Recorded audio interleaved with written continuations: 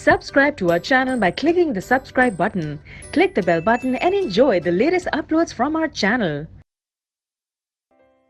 Question 21.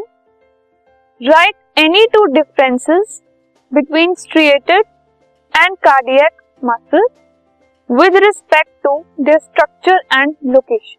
ठीक है, structure और लोकेशन के बेसिस पे हमें बताना है कि स्ट्रिएटेड मसल्स और कार्डियक मसल में क्या डिफरेंस है.